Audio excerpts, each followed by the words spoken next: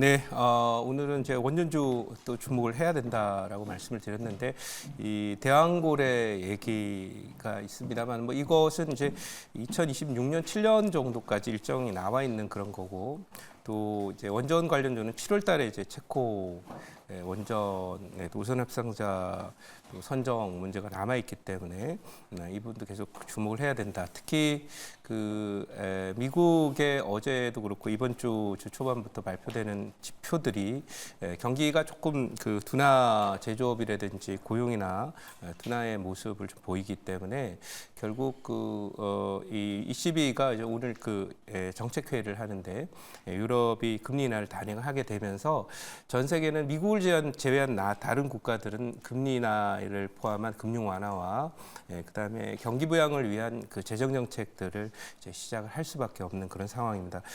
더 이제 긍정적인 것은 10월부터 오펙이 또 지금까지 이어졌던 감사를 또 풀게 되는 거라서 유가가 떨어지면서 이제 뭔가 인플레이션에 결정적인 영향을 미쳤던 많은 경기적인 요소, 또 그 다음에 유가 이런 부분들도 또 고용 이런 부분들이 좀 둔화가 되고 있어서 유럽의 금리 인하 이 문제는 이제 결국 글로벌 각 국가들과 또 중앙은행들이 지금까지는 이제 물가를 타겟으로 해서 긴축적인 그런 전략을 폈다면 이 정책이 유턴이 되면서 이제는 완화적인 기조로 전환이 되고 경기 부양적인 그런 포인트로 가면서 이제부터 정책 목표는 경기 부양이다 이렇게 볼 수 있고요. 그런 면에서 SOC 관련한 뭐 원전이든 또는 지금 대왕고래 관련한 가스전 개발이든 그 외에도 지금 오늘 SOC 관련 종목 쪽에서 움직이는 종목이 하나 보이던데 나중에 내일 또 관련 종목 하나 소개를 시켜드릴 텐데요. 이쪽 종목들에도 관심을 두면서 접근을 해야 되겠다라고 말씀을 드려보도록 하고요. 지금 보유한 종목들의 포트 잠깐 보도록 하겠습니다. 자 보시면은 지금 이제 마린 솔루션이 어느새 올라왔어요. 8% 정도 오르고 퓨처로스도 이제 고가 돌파 어제 많이 올랐었는데 윗꼬리를 달았지만은 제가 보기에는 순환하면 상승할 거고 어제 편입했던 BHI 소폭 약세지만 바로 돌아설 겁니다. 바닥권에 있는 종목입니다. 그래서 오늘은 지금 SKC 차트를 잠깐 보겠습니다. 이것은 이제 유리기판 관련 종목인데 차트를 잠깐 보도록 하죠. 보시면 직전 고점 돌파를 한 이후에 서 있어요. 뽑아 올릴 겁니다. 그래서 뽑아 올리면은 뭐 2차 목표치 또 기대하면서 1차 목표치가 이제 14만 원대에 있어서 터치를 했지만은 이제 2차 목표치까지 가는 그런 흐름들을 기대하면서 뭐 전형적으로 이런 패턴이에요. 바닥을 쌍바닥을 치고 올라갔다 직전 고점을 넘어섰는데 여기 멈춰 있다가 또 가는 그런 모습들이 나올 것으로 예상이 되고 있고요.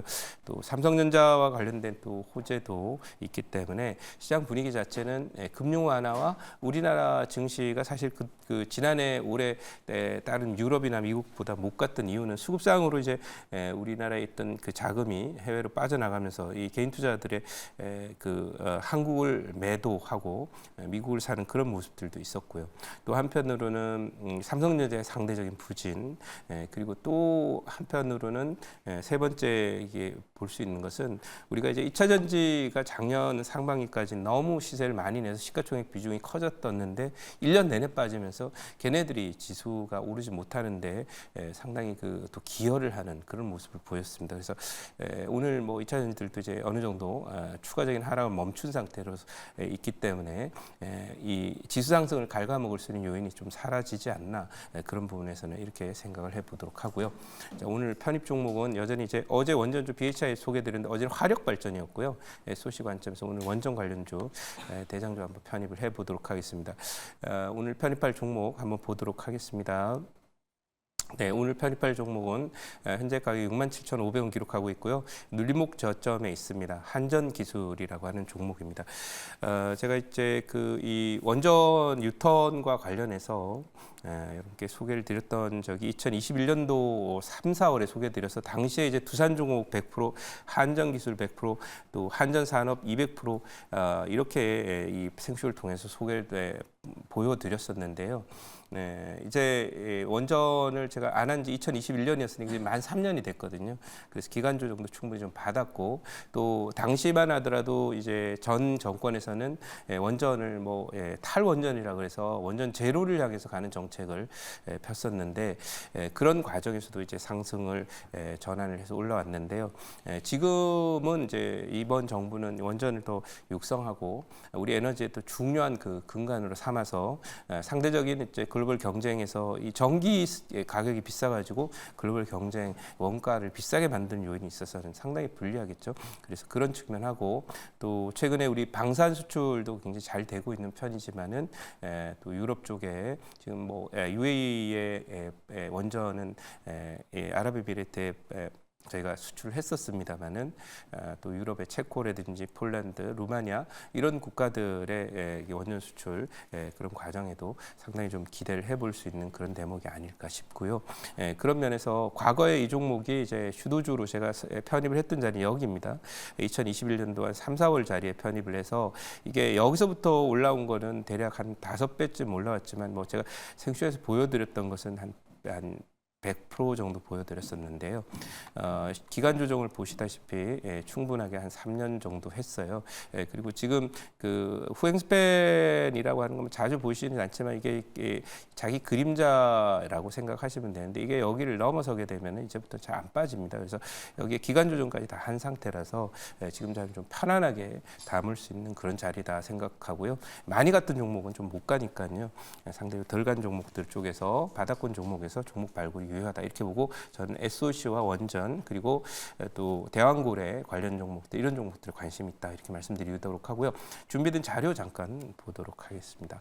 자, 준비된 자료를 잠깐 가 보시면은 체코에 이어서 남아공 원전 수출 노리는 정부 이렇게 돼 있는데요.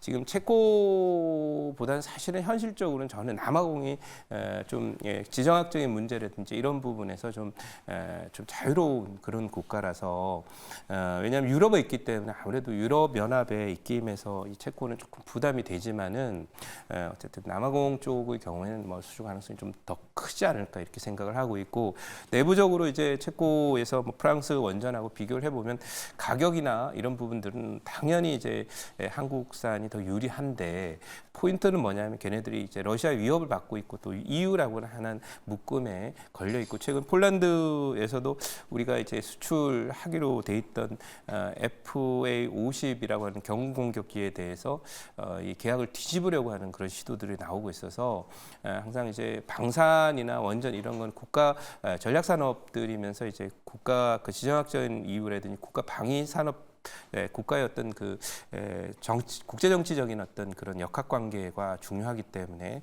그런 부분들도 함께 고려해서 체코 가능성이 100% 이렇게 얘기하기는 어렵지만은 어쨌든 저는 남아공에 대한 기대도 또 있으니까 기대를 하고 있고 전력난이 심한 남아공 2033년이라는 숫자를 꼭 기억하시기 바랍니다. 저게 대형 원전을 한번 만들면 14년 걸리거든요. 그러니까 곧 빨리 속도감 있게 될 것이고요. 다음 장 한번 보도록 하겠습니다.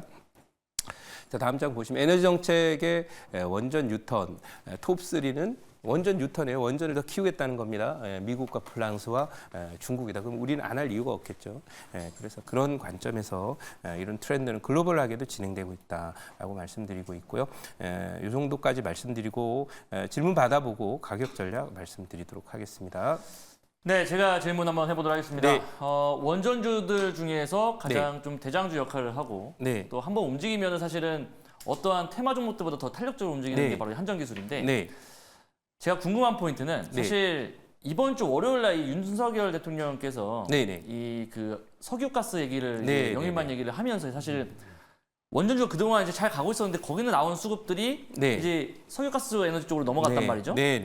근데 이제 어제 오늘 석유가스 흐름들 종목들 보게 되면은 동시다발적으로 이제 움직이는 게 아니고 이제 몇몇 종목들만 움직이면 다른 종목들은 다 이제 후발주들은 하락하는 모습들인데 이게 이제 지금 이제 우리 김동현 매니저님께서 그 원전주를 편입하시는 이유가 그런 맥락도 있지 않나라는 생각을 좀 해보고요. 그래서 일단 원전주들 이제 6월달 저도 봐야 된다고 보여지는데 어디까지 좀 우리가 좀 매매를 해야 되느냐. 그러니까 이게 일정이 7월달로 잡혀 있긴 한데 6월 달 한 달 동안 이거를 우리가 매매 트레이딩을 해야 되는 것이냐, 아니면 그 이상 그 이후에까지도 우리가 봐야 되는 어떤 관점이냐가 좀 궁금합니다. 네, 뭐 사실 중요 이벤트이기 때문에 이게 뭐 금액도 한두 푼이 아니라 30조짜리니까 그 일정에 맞춰서 이제 테마적인 요소로 분명히 있을 거라고 생각을 해요. 그래서 보통은 이제 D-Day 한 일주일 전 정도까지만 보통 하는 게 맞죠. 네. 그래서 그렇게 이제 보고 있고 그 파동이 지난 다음에 조정이 있을 겁니다. 그리고 그 조정 이후에 다시 또 진입할 기회가 있다면 이제 아까 말씀드린 남아공 이런 문제와 함께 가지 않을까 생각하고, 이걸 조금 더 크게 보면, 긴 관점에서 보면 SOC 투자라고 하는 부분에 이번 그 정권에서는 이제 경기부양책을 키를 잡고 있기 때문에 아마도 뭐 경전철이라든지 철도라든지 이런 부분에 대한 그런 그 투자도 시작되지 않을까 이렇게 기대를 해서, 크게 보면 SOC라는 큰 그룹 속에서 아마 그 임기 말까지 계속 진행되는 프로젝트가 되지 않을까 이렇게 생각하고 있습니다. 자, 그러면 이 종목에 대한 목표치 말씀을 드리면 1차 타겟 목표치는 77,000원, 2차 목표치는 11만 원, 그리고 손절 라인은 5만 7천원으로 대응하도록 하겠습니다.